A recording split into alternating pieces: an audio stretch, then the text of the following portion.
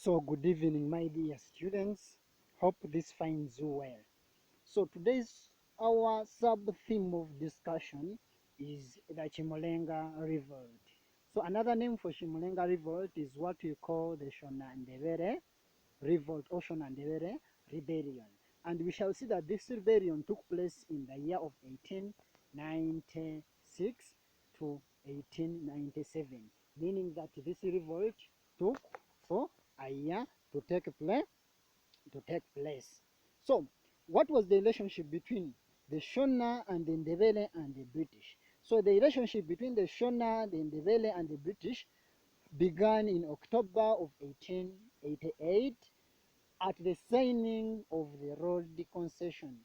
So, this concession was signed between Chief Rubengula and the Serodez of British South African Company. So, this was represented by Charles Road. So from the name Road Concession. So with the following or with the coming of the whites that named themselves as the pioneer column in the Ndebele land made these Shona and Ndebele people known to be happy with their stay in the area. That is why we are seeing it, these people engaging into a revolt called Shonandebele or Matebele revolt in the year of 1896. So what was Chimulenga or Shonandebele rebellion? So this was a joint rebellion between the Ndebele and the Shona against the British. So when you find such a question, so this is the answer. It was also known as Shona-Ndebele War. Despite of the traditional enmity between the Shona and the Ndebele, there arose a need to have a common front against the imperialists. So, meaning that these people at first they had a negative attitude towards the other. There was enmity between the two people, but these people decided to come together so that they can fight for their land. So when I move to the causes of this rebellion, what are some of the causes of Shonandebele rebellion? What are some of the causes of Chimulenga rebellion? So the first aspect among the causes is the land grabbing, land alienation. So land alienation was the major problem that led to the cause of the rebellion, in the way that after the defeat of the Ndebele in the year of 1893 to 1894 war, their best land, especially around Bulawayo, was grabbed. Bulawayo was fertile land. It was good land for crops. These people had made their settlement, each and everything they were settled there, but they were forced to go into an area called Gwai Reserve, and this area lacked water. You remember one of the conditions for crops to move on well is water. On top of that, this land was captured with pests and diseases. So land became a problem, meaning that these people in this area were Gwai, they were sent to resettle.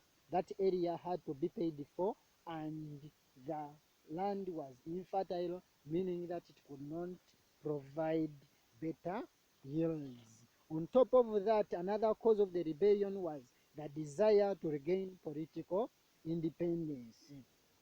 So, the Chimundandevele and the Shona had lost their independence to the British South African Company under Cecil Rhodes.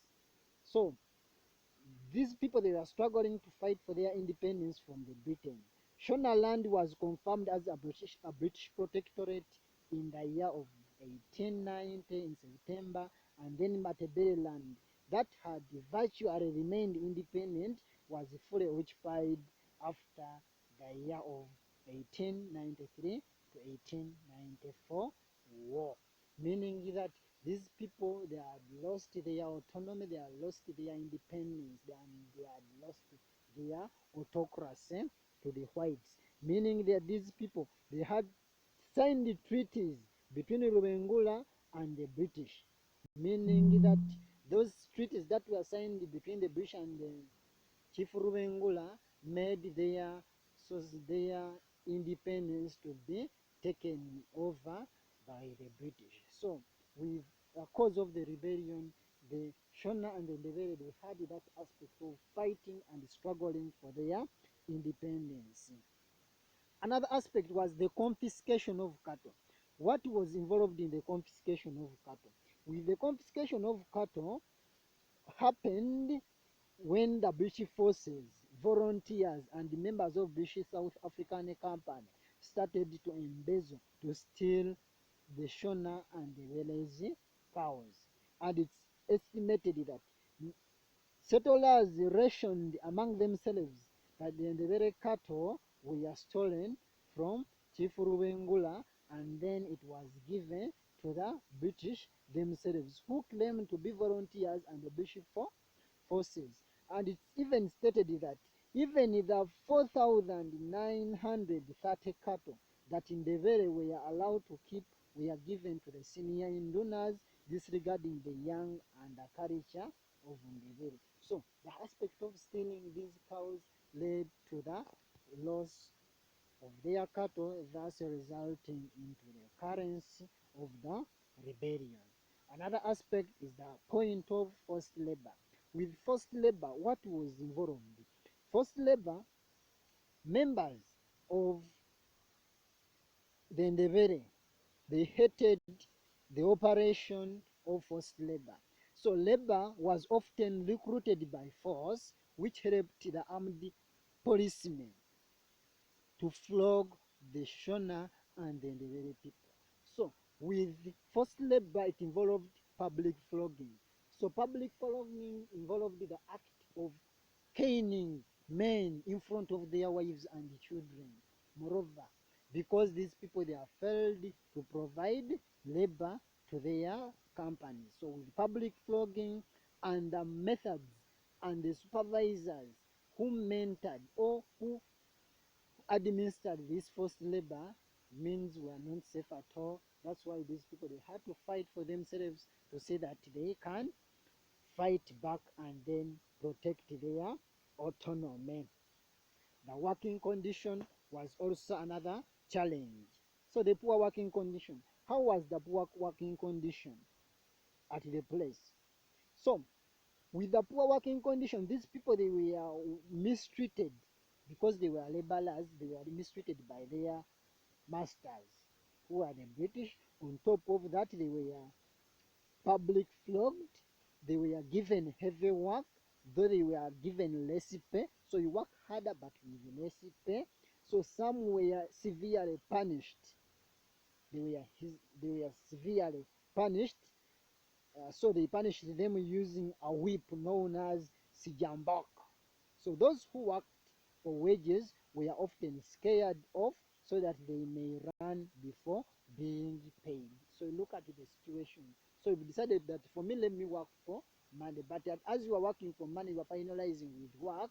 So as you are trying to ask for your pay, these people they are scaring you, they are trying to beat you and so on. You decided to run away even without having anything in your wallet. So another aspect was the high levied taxes. High imposed taxes was another burden that affected the Africans. In the way that the Shona and Ndebele were asked to pay £2, which was unaffordable and thus a financial burden. So remember, you are just out of your land, you can't do anything for yourself, you are just providing forced labor to them, but you are asking to pay £2 as an tax for them.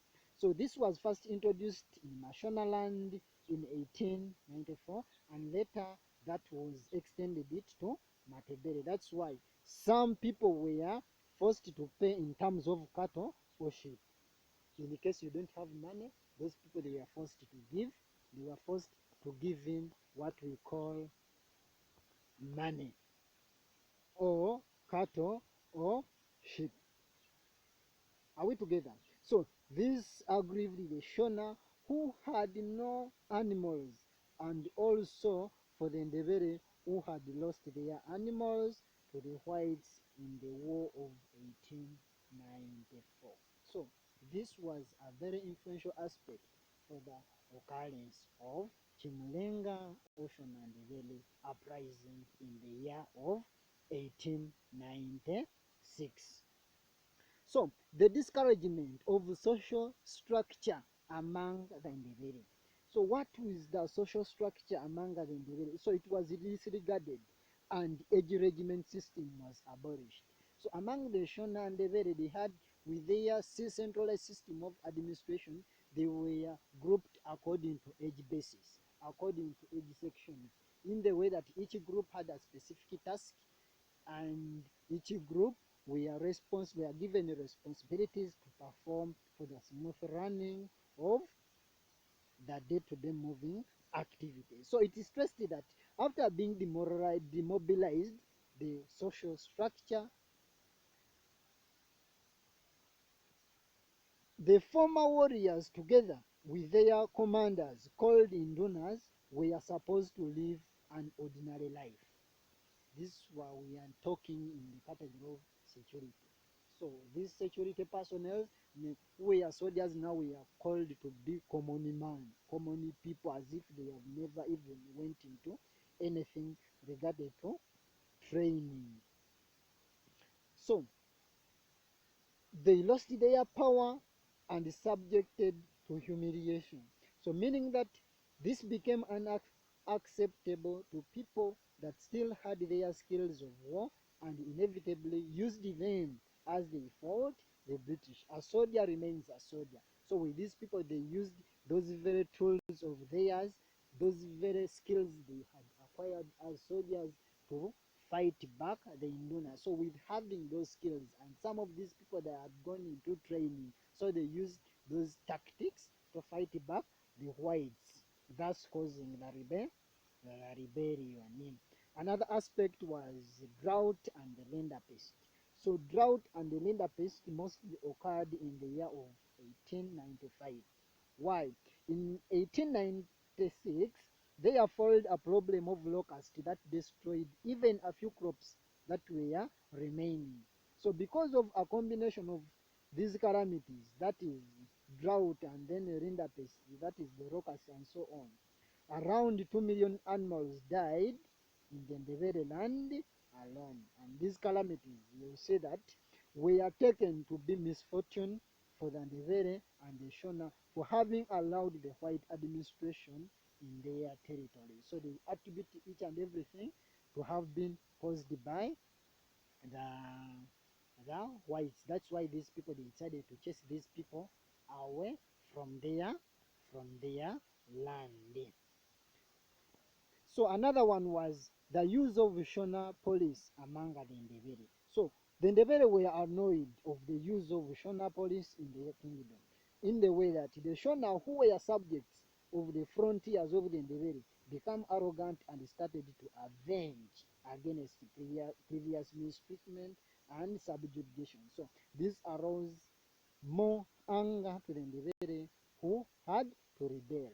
Shona and the Ndebele. For you are using Shonas to fight back a fellow Africans, the Ndebele. So with this was not welcomed with the Ndebele. That's why with the social cultural aspects of Africans, the Ndebele decided to join the to join the to join the Ndebele. The Shona decided to join the Ndebele so that they can fight back the whites.